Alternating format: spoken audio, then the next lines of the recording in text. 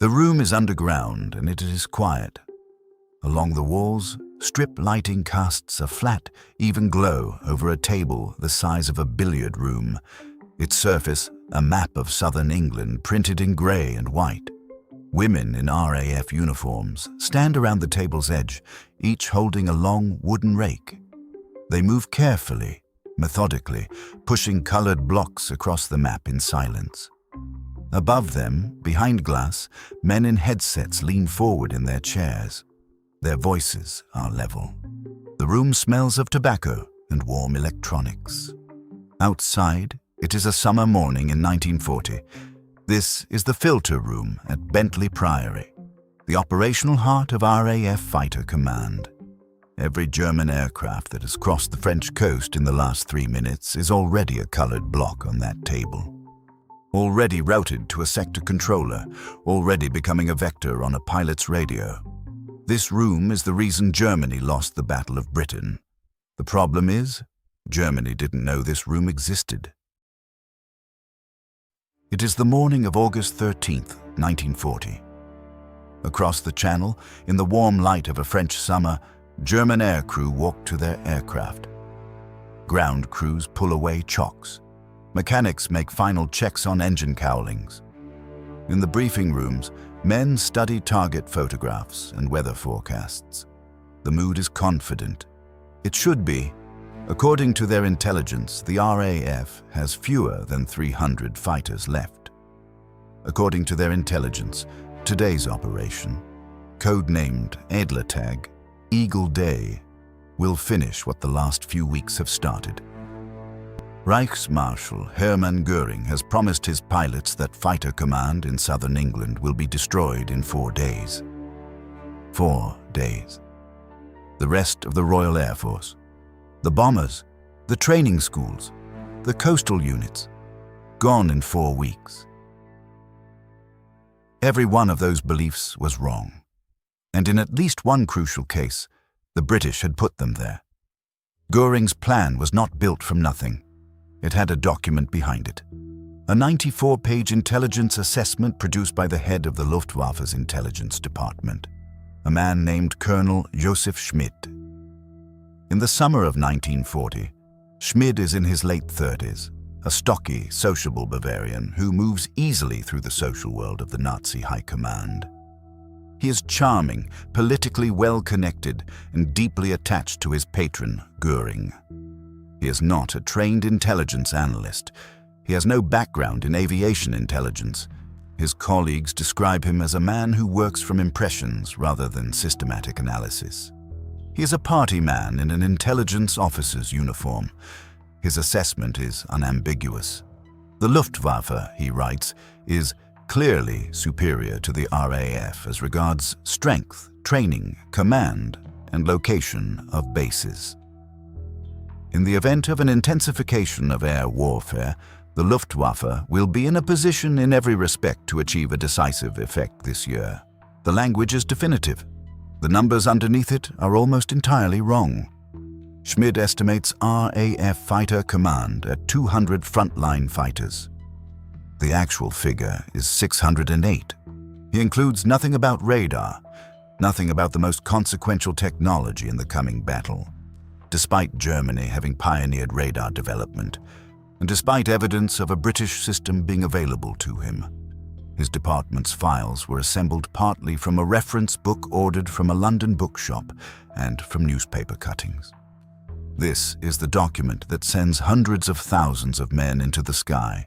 The failure is not simply Schmid's incompetence, it is something more systematic and more dangerous. In the political climate of the Nazi regime, intelligence was written for the reader, not the enemy. Reports that matched what Göring believed rose through the system. Reports that contradicted him disappeared.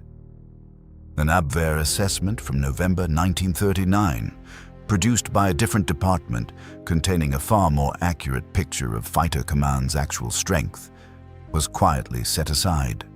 It did not fit the narrative.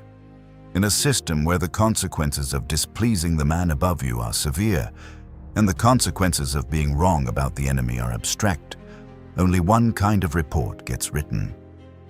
Schmid understood this instinctively. His career depended on it. Göring, in turn, tells Hitler what Hitler wants to hear. Hitler's own view of Britain is distorted by ideology. He admires the English, considers them a Germanic people, expects them to negotiate after France falls.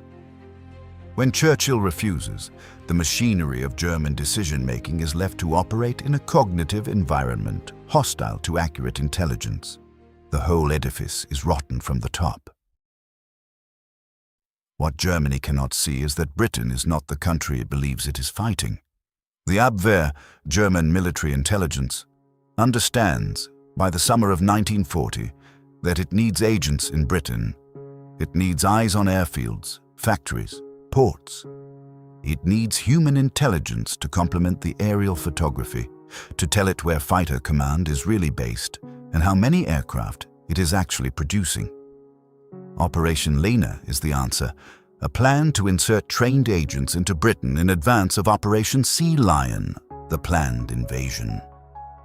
Between September and November of 1940, fewer than 25 agents crossed the Channel. They arrived by parachute, by rubber dinghy, by small boat. Almost all of them are not German nationals.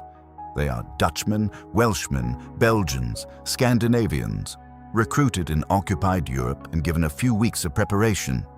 They carry wireless sets, false papers, and instructions. Most are captured within days. One agent, arriving by parachute, makes his way to the nearest public house and tries to order a pint of beer before opening time. Another, purchasing a train ticket, cannot make change. He does not understand British currency.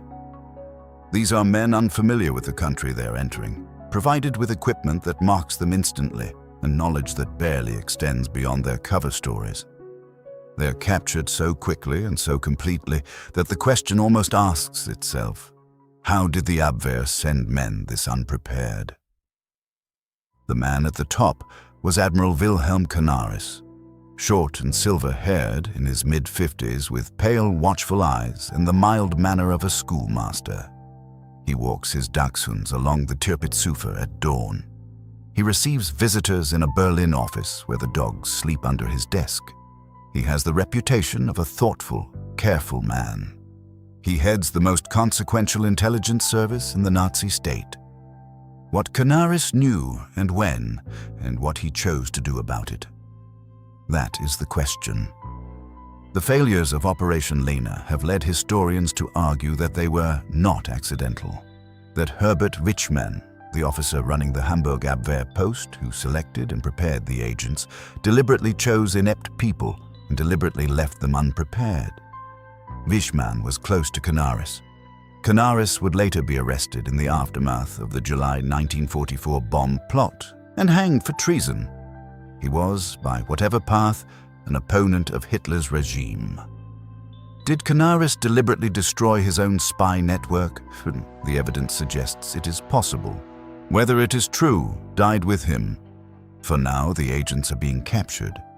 And what happens next is something neither they, nor Canaris, nor anyone in Berlin is prepared for. Britain does not simply arrest Germany's spies, it turns them. Every functioning agent in Britain is offered a choice. The ones who cooperate are kept alive, kept in comfortable conditions, and put back on their wireless sets, transmitting to Hamburg, to Berlin, to the Abwehr handlers who believe they still have an intelligence network in place. By January 1941, a small committee chaired by an Oxford Don named John Cecil Masterman is coordinating everything those agents send. The committee is called the 20 Committee.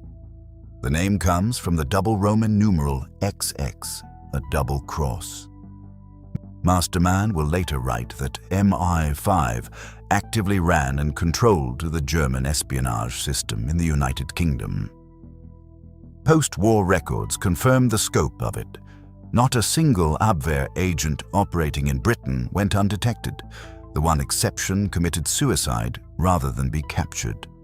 Every piece of human intelligence Germany receives about Britain, about military strength, about civilian morale, about factory production, is disinformation.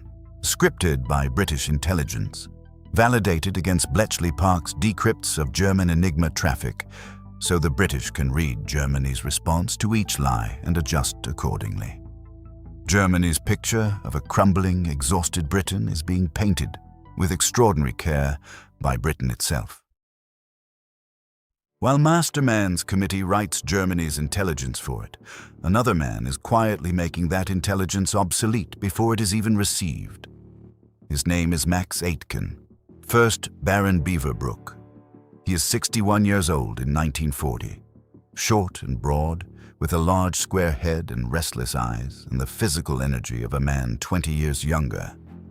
A Canadian press baron, informal in manner, impatient with process, made Minister of Aircraft Production by Churchill in May 1940, on the very day Germany's tanks crossed into France. Beaverbrook's methods do not resemble those of any peacetime ministry. He recruits outside the Air Ministry. He manages by telephone and personal intervention. He keeps almost no records. He works by will. In the week he takes over, Britain is producing around 130 aircraft of all types. By the end of May, 280. In June, 446 fighters roll out of British factories. In July, 496, more than twice the figure for the same month in Germany, which produces 240. Schmid's intelligence estimates British monthly fighter production at less than half the actual figure. Germany's entire strategy of attrition, wear down the RAF faster than it can replenish, is built on that estimate. The strategy is, from the beginning, chasing a number that does not exist. Beaverbrook has also inherited something from the pre-war Air Ministry that turns out to be transformative: shadow factories. Production plants established around the country so that no single raid can cripple the industry. No concentration of facilities to target. No choke point to hit. When the Luftwaffe finally finds the main Spitfire manufacturing plants at Woolston and Itchen near Southampton and destroys them on the 24th and 26th of September, killing more than 100 workers, more than a quarter of the workforce. Beaverbrook's response is immediate. Complete dispersal. Spitfire production does not stop. It splinters. Wing components in a Reading garage. Fuel tanks in a Salisbury workshop. Sub-assembly in a Trowbridge bus depot. Engine installation in one building, fuselages in another. 28 separate locations across the southern counties, none of them looking like what they are. No sign above the door. No markings visible from the air. The most advanced fighter in the world, assembled piece by piece in buildings that should be selling used cars. German aerial reconnaissance photographs the bombed-out ruins at Woolston and files a report. Target destroyed. It has no idea where to look next. Britain ends 1940, having produced 15,049 aircraft. Germany produces 10,247. There is a third thing Germany cannot see, and of the three, it is the one they come closest to finding. Hugh Dowding is 58 years old in the summer of 1940. Lean, angular, with a long, severe face and steel-grey hair swept back from a high forehead. His pilots call him Stuffy. It is not said with warmth. He is not a speaker or a charmer. He does not move in the political circles where careers are made and destroyed. He has spent the last 4 years building something. The chain home network runs along Britain's southern and eastern coastlines. 29 radar stations, each capable of detecting aircraft at ranges exceeding 100 miles. But the radar is not the system. The radar is only the eyes. What Dowding built is what happens after the radar sees. Data flows through filter rooms to sector controllers, who talk pilots directly on to intercept headings by radio. Fighters, held on the ground until the last moment, fully fueled, scrambled onto precise vectors rather than mounting wasteful patrols across open sky. Every German aircraft that crosses the English coast is, often without knowing it, already a vector on someone's plotting table. Germany does not understand this. More precisely, Germany sees the parts and cannot conceive of the whole. In the summer of 1939, a large silver airship, the Graf Zeppelin, cruises the English coastline at night, its gondola packed with listening equipment. German engineers pick up the transmissions of the chain home stations. They see the masts from the deck. They hear the signals. They understand the technology. Germany has its own radar, and they draw the wrong conclusion entirely. The system, they decide, is rigid, inflexible under pressure, easily overloaded by mass attack. They are looking directly at the apparatus that will defeat them and reading it as a secondary threat. A year later, in August 1940, the Luftwaffe does bomb several chain home stations. Some go off the air, but Britain is transmitting ghost signals from damaged stations, making them appear operational to German signals intelligence. The Luftwaffe believes its bombs have failed to destroy the vital equipment. And so, on Schmid's recommendation, they stop. They switch to attacking airfields instead. If they had continued, if a sustained campaign against the radar chain had pressed on for another 2 or 3 weeks, they might have blinded Dowding entirely. Without early warning, without the filter rooms, without the sector controllers, Fighter Command would have been forced to patrol by standing rotation, burning fuel and exhausting pilots, unable to concentrate force at the right point at the right time. The system Germany photographed flew an airship around and still could not understand. Given sustained pressure, it might have gone dark. They walked away from it. Mid-August 1940.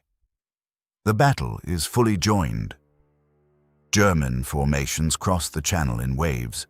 Bombers in tight boxes, Messerschmitt Bf-109s climbing to cover altitude above and behind them. The Bf-109 pilots sit in cramped cockpits at 20,000 feet with oxygen masks sealed, and the English coastline white below them. On the ground in France, Schmid's intelligence cell is trying to keep up. It cannot. Reconnaissance aircraft venturing over England for photography prove easy targets for British fighters. Damage assessment is fragmentary. Target identification is frequently wrong. Fighter Command airfields are labeled as bomber bases. Raids fall on coastal defense stations that have nothing to do with Fighter Command's sector network, while the actual sector stations, the nerve centers of the Dowding system, are never attacked. The kill claims compound the error. German pilots returning from combat file their reports in good faith. The chaos of a turning engagement at 20,000 feet, fighters from 3 squadrons converging on a formation, each pilot seeing something different, produces arithmetic that cannot be trusted. Pilots claim what they believe they have destroyed. The numbers are, consistently, more than 3 times the actual losses. Schmid's assessments absorb those numbers. His estimates of British strength plummet week by week. By the 17th of August, his department calculates the RAF has 300 serviceable fighters. The actual figure is 855, with another 300 in storage and training units. Fighter Command has twice as many aircraft as it did at the beginning of July. Göring cannot see this. By early September, he is insisting the British have 150 fighters left. He has made his decision. Switch the campaign to London. Daylight mass raids on the capital will force Fighter Command's final reserves into the air, where they can be destroyed in a battle of annihilation. It is, in Göring's mind, the coup de grâce. In reality, it is the decision that saves Fighter Command. The pressure on 11 groups' airfields lifts. Sector stations damaged over weeks of fighting are repaired. Pilots get sleep. Aircraft flow in from Beaverbrook's dispersed factories. The double-cross agents, feeding Germany a picture of civilian collapse and shattered morale, ensure that nothing from the Abwehr's non-existent spy network contradicts Göring's conviction. On the evening of the 14th of September, Fighter Command can muster 269 Spitfires and 533 Hurricanes. September 15th, 1940. The Luftwaffe launches what it believes is the final blow. Around 1,500 German aircraft in two massive waves. The bomber formations cross the French coast in columns, their fighter escort climbing above them, and the German crews look ahead to a horizon that is England and a sky they expect to be, finally, empty. At number 11, Group's underground headquarters at Uxbridge, Winston Churchill sits beside Air Vice Marshal Keith Park and watches the plotting table. Squadron after squadron is committed. The colored lights that mark readiness, available, standing by, airborne, move steadily across the board. Sector after sector scrambles. Everything Fighter Command has is going up. Churchill watches the board. He turns to Park. "What other reserves have we?" Park looks at him. There are none. The German formations cross the coast. They find, waiting for them, not the shattered remnant of a defeated force, but Fighter Command at full strength. Squadrons rising from airfields across the south of England, from London's outer ring, from sector stations Germany never located. The gap between what Germany believed and what Britain had built is visible in the sky. The battle lasts until dusk. When the German formations turn for home, they leave behind them the ruins of a picture of a crumbling enemy assembled over months from false intelligence, calibrated lies, and the reports of a dead spy network. 2 days later, on the 17th of September, Hitler postpones Operation Sea Lion. He will not invade. The window is closed. Fighter Command ends the battle with more aircraft than it started with. Luftwaffe fighter strength falls by 30% during the campaign. Bomber strength by 25%. Germany has fought a war of attrition against an enemy it believed was nearly gone. The enemy had grown. In the absence of accurate intelligence, the German after-action analysis looks for explanations. It finds weather, bad luck, RAF tenacity, British industrial capacity, gestured at vaguely. The Dowding system is not comprehended, the factory dispersal is not known, the double-cross system is not suspected. The picture that Germany constructed of Britain, and that Britain so carefully maintained and fed, holds. It will be years before historians can tell the full story of what actually happened. Some of it will not be declassified for decades. Hugh Dowding is removed from Fighter Command in November 1940. The political machinery of the RAF, which had accumulated grievances across years of difficult working relationships, moves against him the moment the battle is safely over. He receives a peerage.